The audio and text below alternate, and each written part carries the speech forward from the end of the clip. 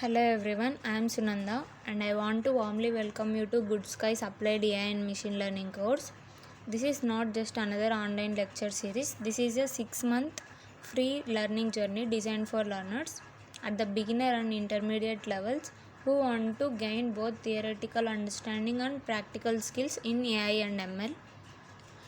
At Gudsky, our vision is simple. Knowledge should be accessible, practical, and empowering. We believe machine learning is not just a tech buzzword, it is a transformative force that is changing industries and lives.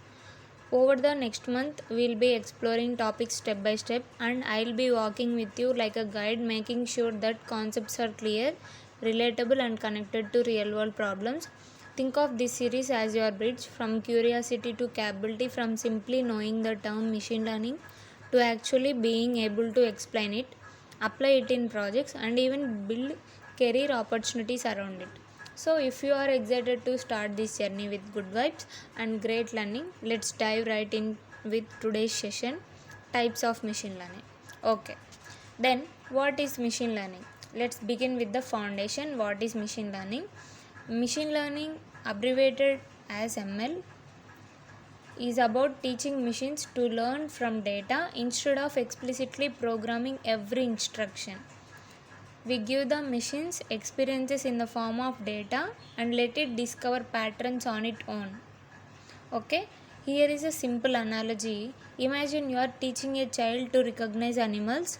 You don't sit down and write rules like if four legs and a tail and barking sound, then dog. Instead, you show the child many pictures of dogs, cats, and birds. Over time, the child picks up patterns. Dogs usually bark, cat meow, birds fly. When the child sees a new animal, even if it's never seen that exact picture before, it can still identify it. That's machine learning in action. In the digital world, we apply the same logic. We feed a machine thousands of emails labeled spam and not spam. The machine identifies the subtle word patterns, sender behaviors, or links in spam emails and learns to filter them. Okay, here we see real world scenarios. Netflix and YouTube, as we are daily watching this, they track your watch history and recommend the content. Like if we go for Google Maps, learns traffic patterns from millions of users, movements to predict your best route. And then there are three core ingredients of MLR: data, algorithms, and model. Data means like child's experiences, algorithms means the rules of learning, and the model means the trained brain that can make predictions. The magic is that the model improves over time just like humans do with their experience. Now, why machine learning? Now that we know that ML is the next question, why machine learning? Why it is important? Why not just write traditional code? Okay, the answer lies in the scale and complexity of modern data. We live in a world where every click, every purchase, every medical scan, every tweet generates data. It's impossible for humans to manually analyze this ocean of information. ML becomes the bridge between data and decisions. So, here let me see some key benefits: automation, personalization, prediction, efficiency. Now we'll see it one by one. Automation means imagine a bank reviewing millions of transactions daily. Human can't manually check each one. ML models automate fraud detection, flagging suspicious activity instantly.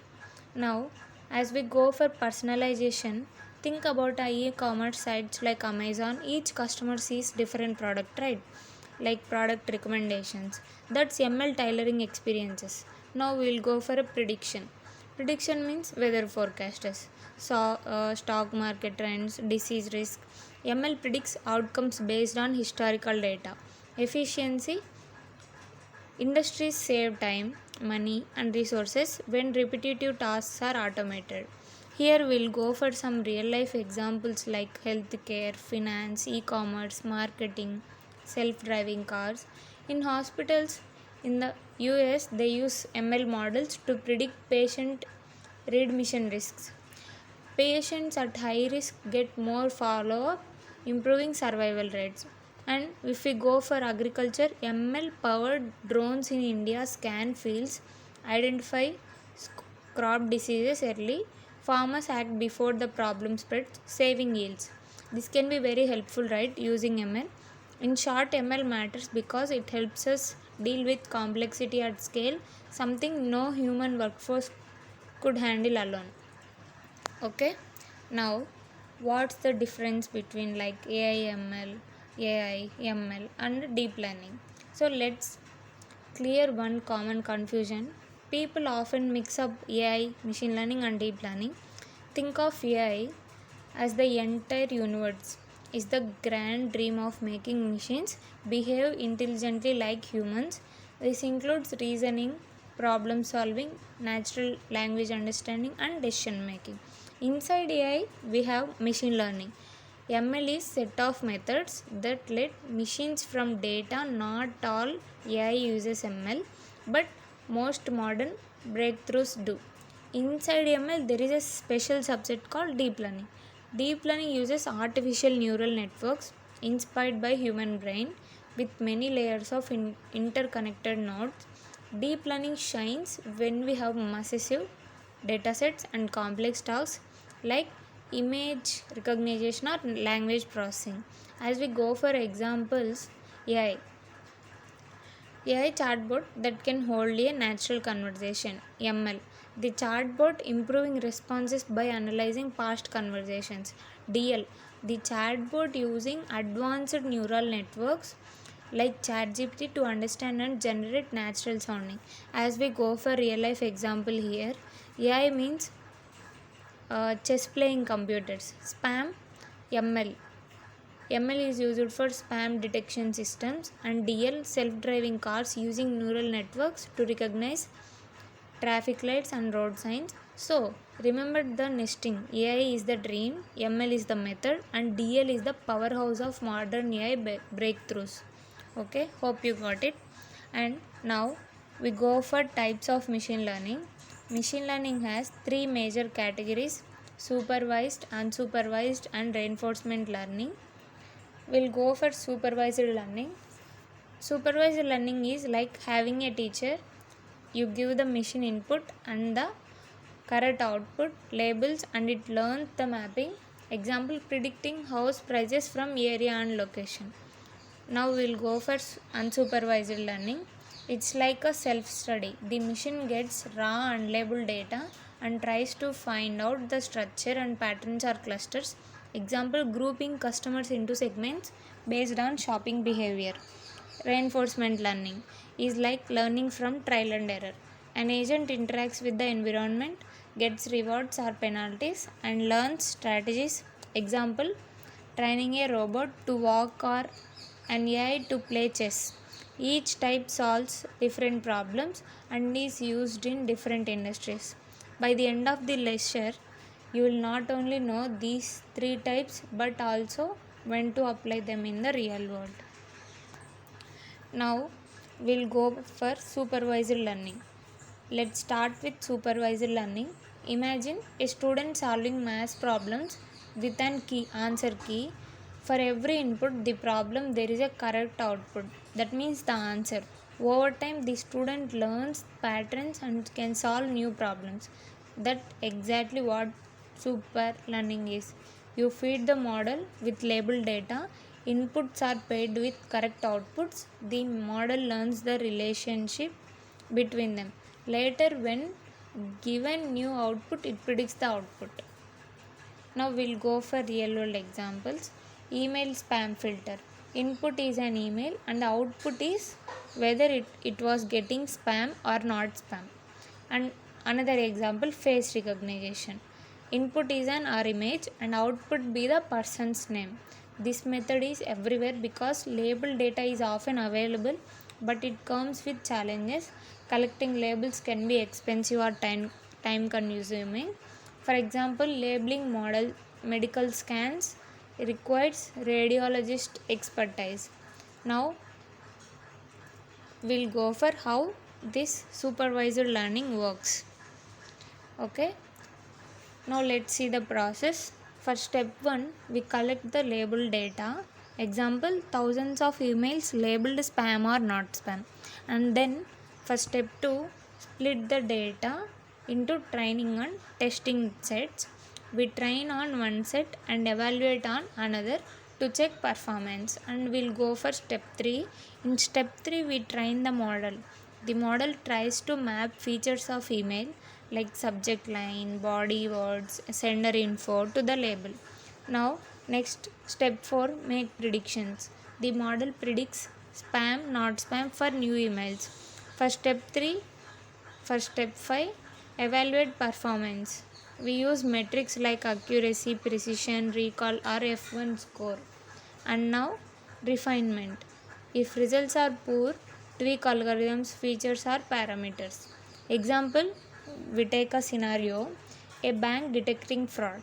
They train on past transaction data labeled as fraudulent or genuine.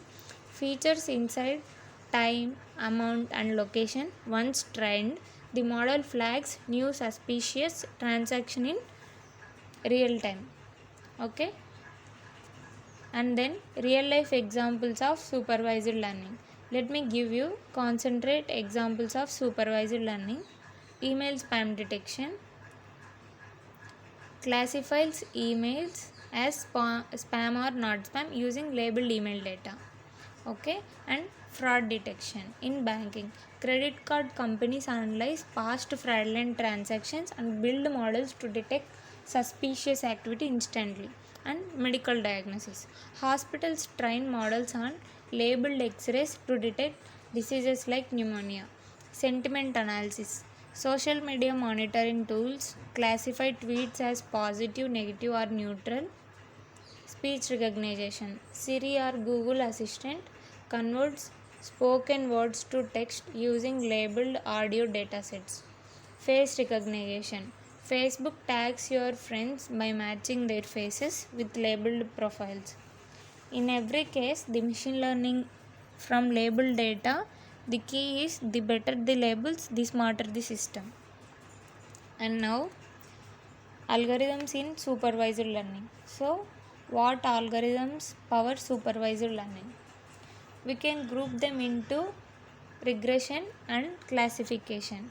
For regression, predicting continuous values. Linear regression, as we go for linear regression, predict house prices from area and location. And decision tree or random forest, flexible methods handling complex non-linear relationships. Support vector regression, good for high dimensional spaces. And for classification, it's like predicting categories.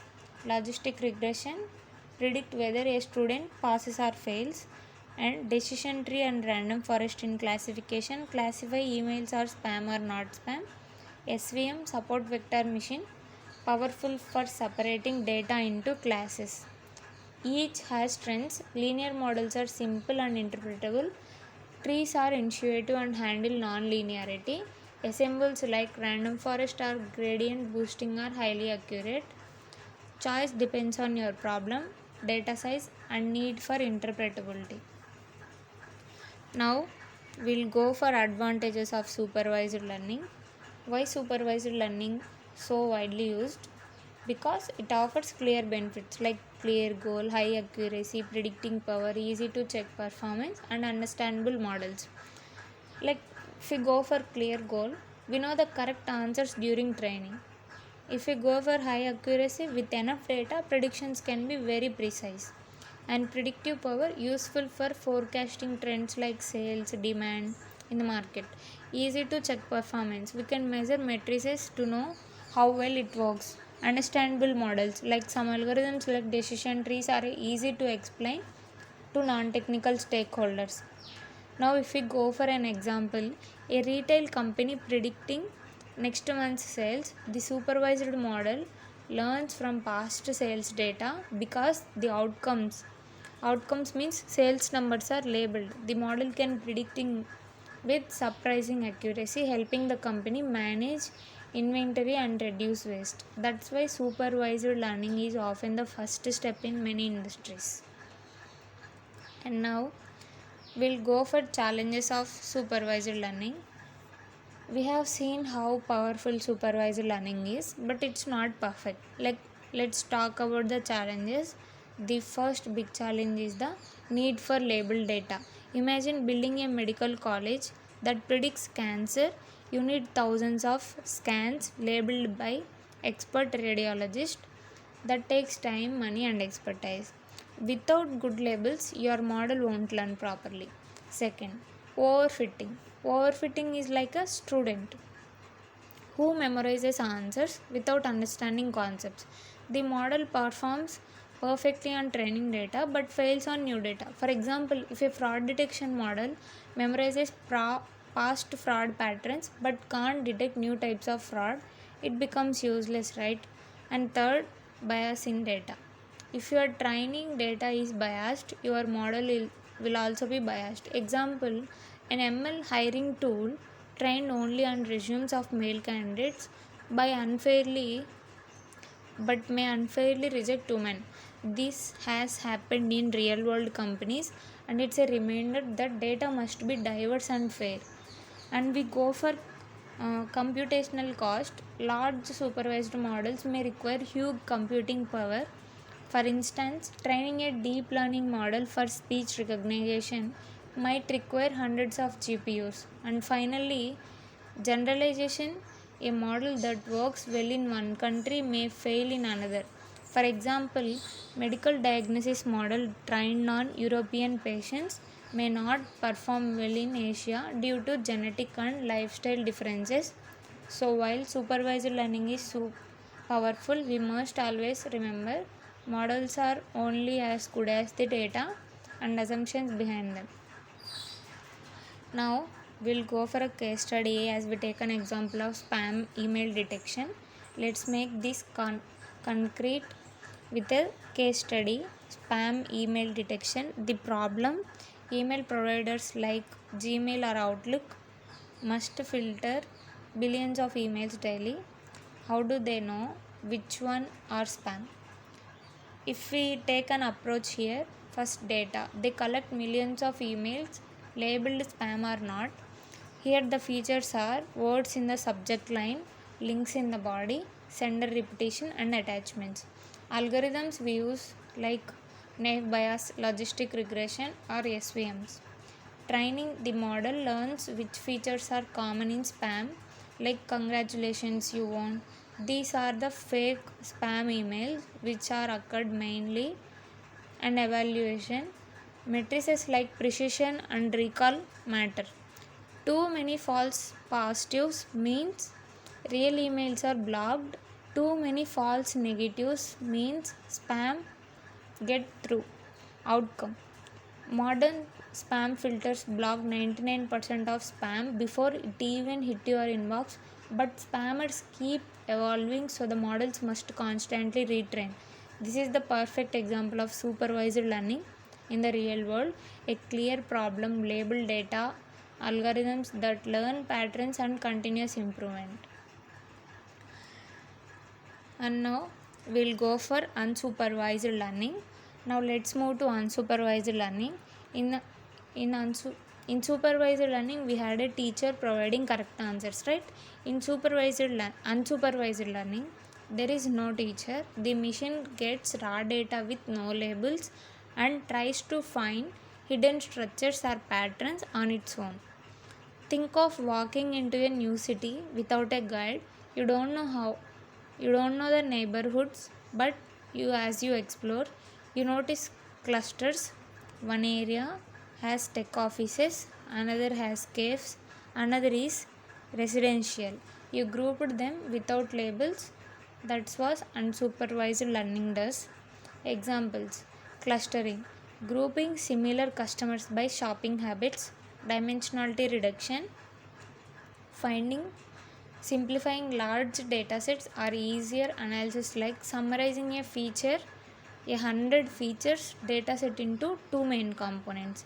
And anomaly detections like finding outliers like a credit card transaction in a country where the customer has never traveled. So, unsupervised learning is all about discovery, finding structure where we didn't even know it's existed. Okay, then how unsupervised learning works? How does it work? If we go for steps, the model takes in unlabeled data, example, a supermarket's transaction data with no customer categories.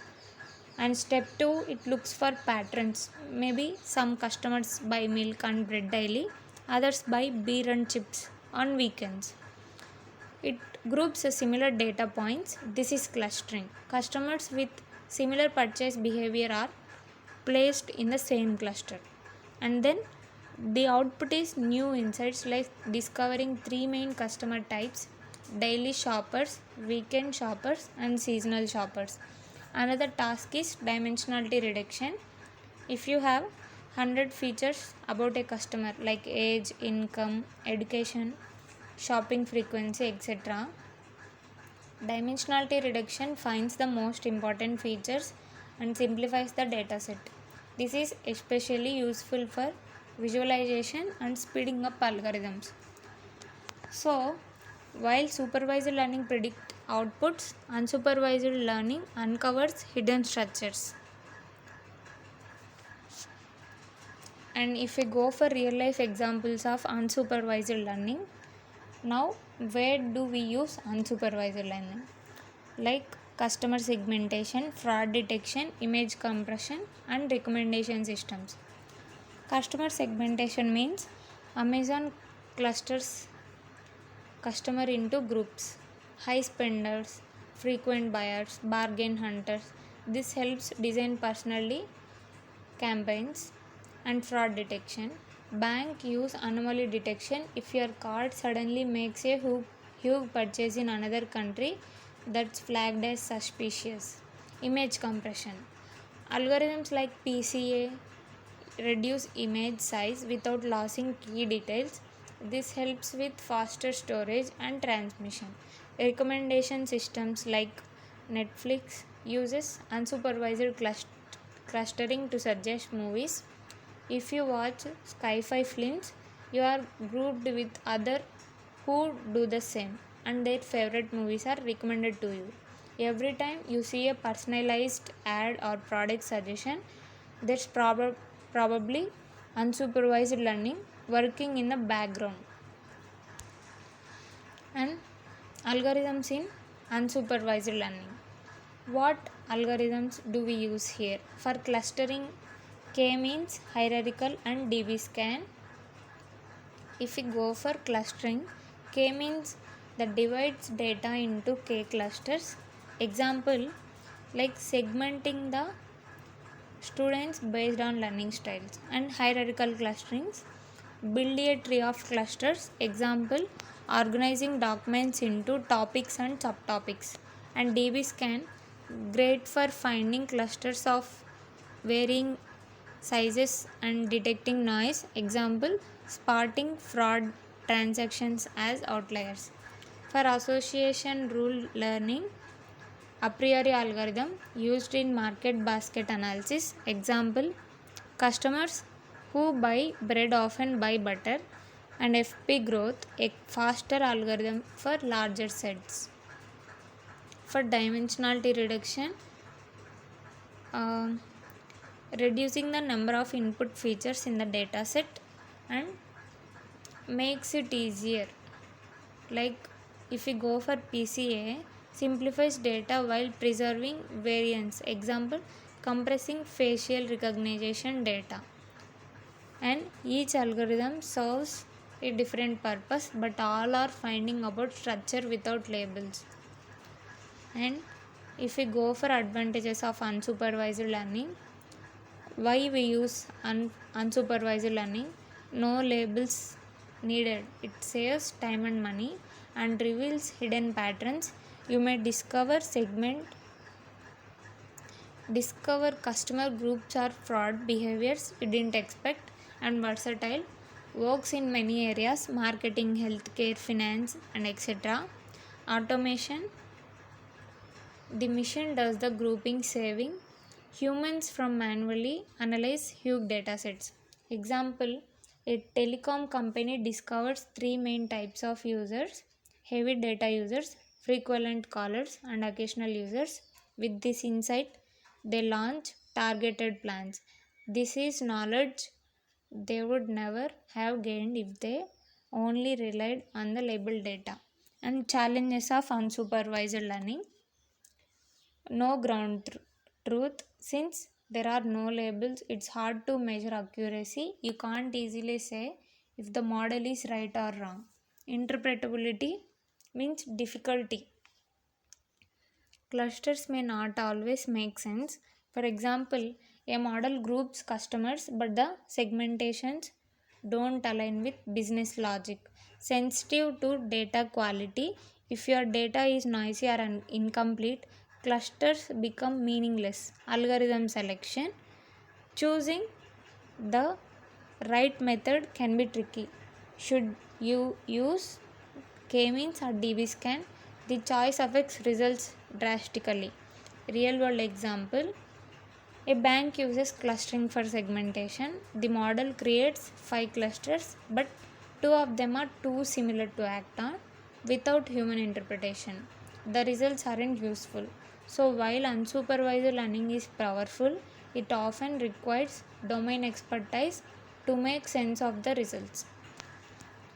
And if we go for the customer segmentation here, problem is a retail chain wants to understand its customer better to run effective marketing campaigns. And how we have to approach, like what we have to follow is: first, data, customer purchase histories, visit frequency, and basket size. Algorithm we have to use here k-means clustering. And outcome we got is the algorithm groups customers into 3 segments, like high spenders loyal to the brand, and occasional shoppers who come during sales, and bargain hunters who only buy on discounts. Benefits: here we will get the benefits like the company now knows how to target each group. High spenders get premium offers, and bargain hunters get discount coupons, and occasional shoppers get loyalty rewards to increase visits. All of this insight came without any labels, purely from unsupervised learning. And now we'll go for reinforcement learning. So far we have seen supervised learning, that means learning with labels, and unsupervised learning, finding structures without labels.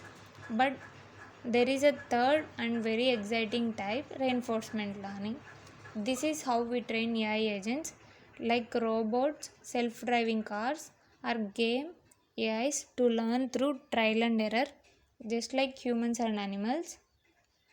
In the next slides, we'll explore how reinforcement learning works, its real life examples, and why it's revolutionizing industries like gaming, robotics, etc. Now let's dive into one of the most exciting areas of machine learning, reinforcement learning.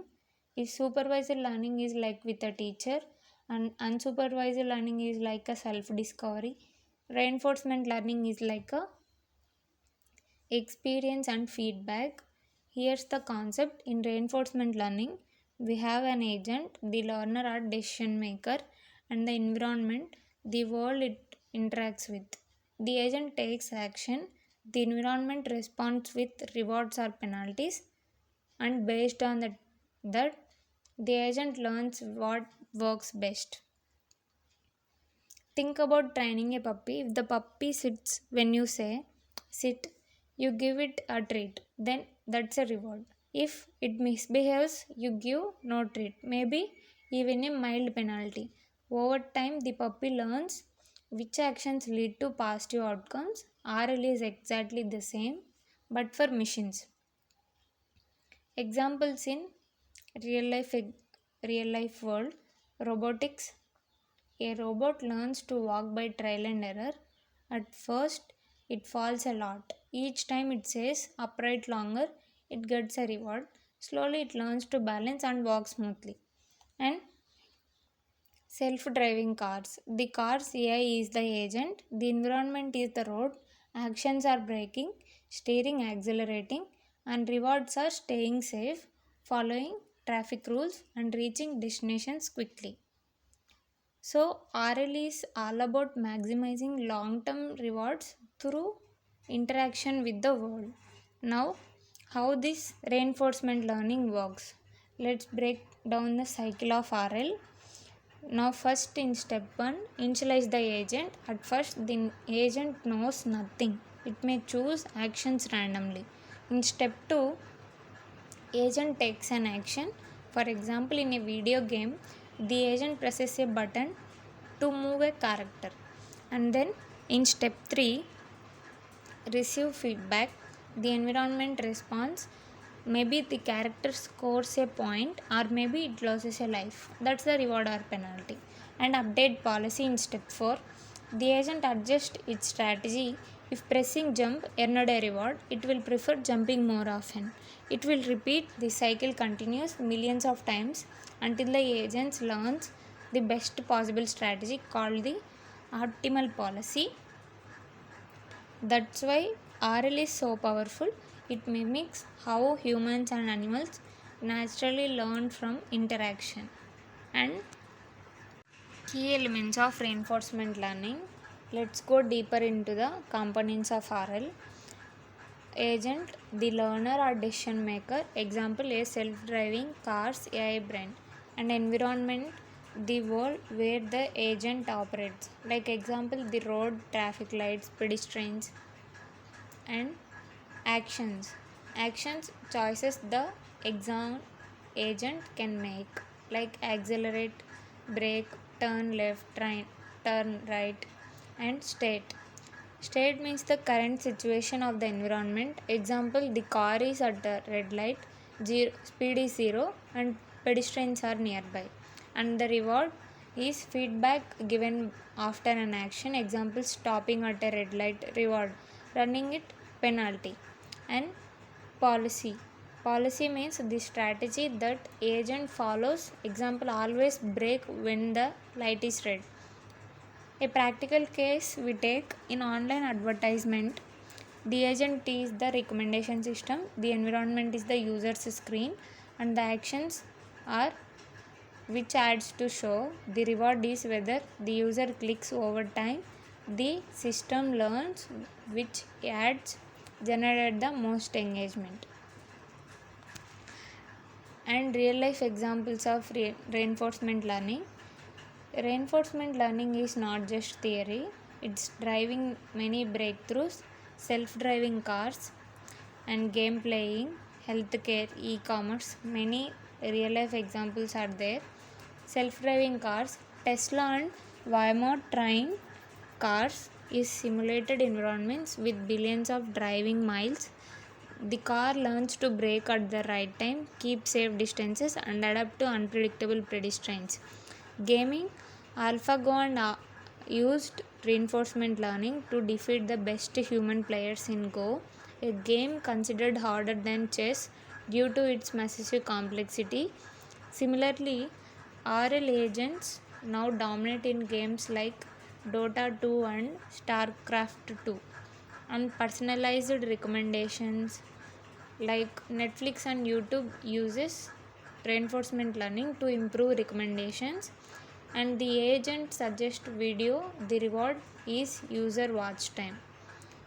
As we take a one fun example here, researchers use reinforcement learning to train a robotic hand to solve a Rubik's cube. As everybody knows Rubik's cube, and the robot keep trying, failing and adjusting until it mastered the puzzle. This shows reinforcement learning potential for solving complex physical tasks. And algorithms are used in reinforcement learning is what powers reinforcement learning behind the scenes.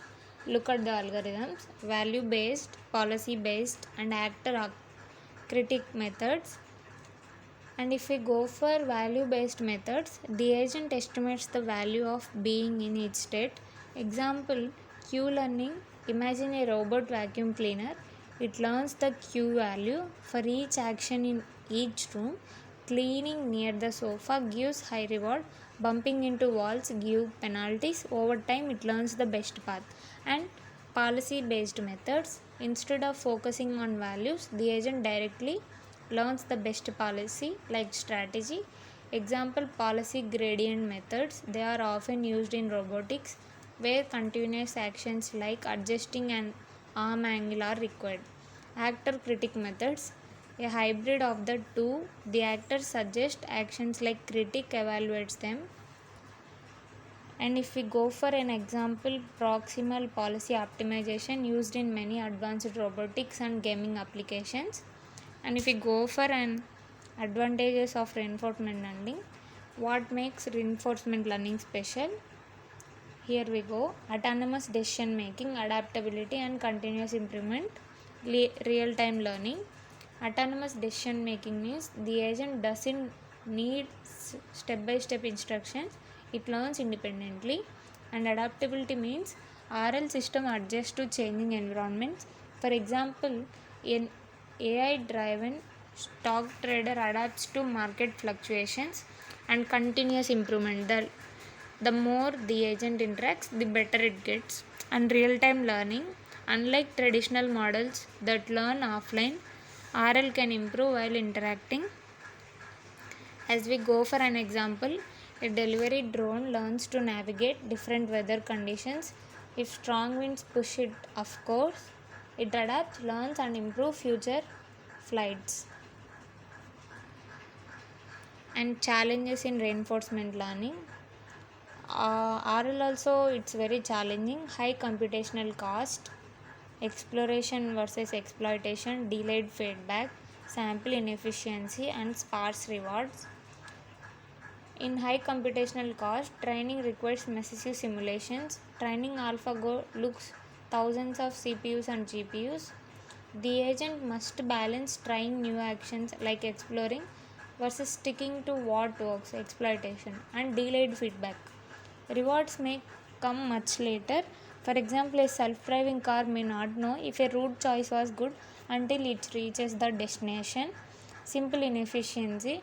Agents need huge amount of training data. Robot may take millions of trials before learning simple tasks. Sparse rewards. Sometimes rewards are rare. A robot may only get a reward when it finally reaches the goal after 100 failed attempts. Here we go for a case study AlphaGo. The challenge is board game Go has more possible moves than atoms in the universe. It was considered impossible to AI for beating top 10 human players, and approach is deep mind combined reinforcement learning with deep neural networks. AlphaGo played millions of games against itself, learning strategies and improving continuously. Outcome was in 2016 AlphaGo defeated Lee Sedol, one of the world's best Go players. The victory shocked the world and proved the power of reinforcement learning. Here the impact is this was more than just a game. The same principles can be applied in drug discovery, logistics optimization, and energy management. AlphaGo showed us that RL can tackle problems once thought it was unsolvable. And another case study we move for self-driving cars. As we know, this cars must safely navigate unpredictable environments, pedestrian crossing, sudden braking, and traffic rules. This is the problem which occurs in self-driving cars. And solution is RL trains cars by rewarding safe actions and penalizing unsafe ones. Braking at the right time is reward, and running a red light penalty. Maintaining safe distance is rewards. Cars are trained in simulated environments like virtual cities. Millions of trials happen without risking real lives. Once trained, models are transformed to real cars with human supervision. This is called RL's real world impact on transportation and safety. And we go for a comparison of ML types. Now that we have explored all three, let's compare them side by side. Supervised learning means needs labeled data, predicts outcomes directly, example predicting house prices. Unsupervised learning means works with unlabeled data, finds patterns and groups, example customer segmentation in marketing.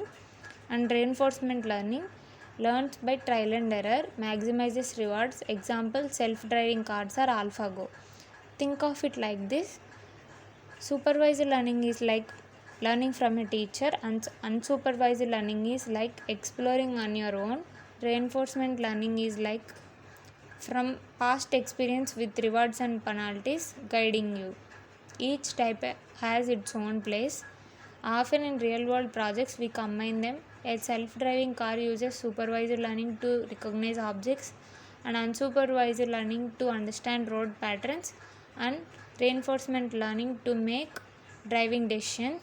This is why understanding all three is essential for becoming a skilled ML practitioner. And challenges in real world ML is data quality issues.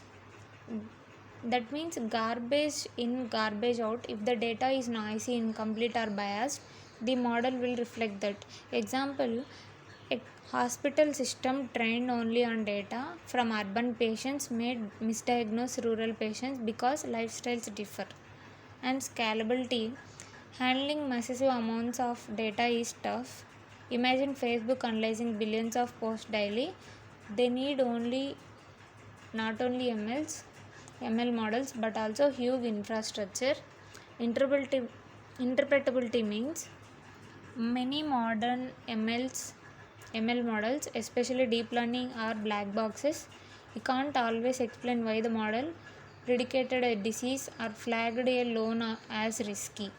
And ethical concerns: models may unintentionally discriminate. For example, if an ML model for hiring is trained on biased historical data, it may favor one gender or ethnicity.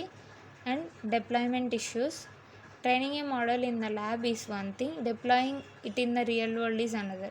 Imagine ML model predicting traffic jams. It works well in test, but in the real life GPS signals it fails. So here we'll go for real world takeaway. ML is powerful but not plug and play. You must carefully prepare data, monitor bias, ensure ethical fairness. And the future of machine learning is explainable AI. Imagine a doctor using AI for diagnosis. The doctor won't trust a prediction unless the AI explains why it made the decision. XAI is about making models transparent and interpretable. Edge AI is learning ML models on devices. Like Apple's Face ID does ML directly on your iPhone without sending data to servers, keeping it private and fast. And healthcare revolution: ML will accelerate personalized medicine. Imagine an AI system suggesting the best drug, and autonomous systems like from drones delivering packages to smart cities, adjusting traffic lights in real time. And integration with deep learning and NLP. Virtual assistant will become smarter. Think of a voice assistant not only answering queries but also understanding your emotions. And if we go for summary, let's recap everything. Machine learning is a branch of AI that enables systems to learn from data. Here we explored the three main types: supervised, unsupervised, and reinforcement learning. And we saw real world examples, and we discussed about challenges like data quality, bias, interpretability, and scalability. Finally, we looked at the future ML, explainable AI, edge computing, healthcare, etc. Machine learning is not a distant technology, it's here shaping the way we shop, we travel, communicate, and even receive healthcare. And as we close today's lecture, I want to leave you with one message. Machine learning is a journey. It's not just about algorithms or code. It's about solving problems, making lives easier, and building a better future. Thank you for joining me today in this session on types of machine learning. In our next video, we'll go even deeper into specific algorithms with practical demos, and let's keep growing together. This is Sunanda from Gudsky signing off, and I'll see you in the next lecture.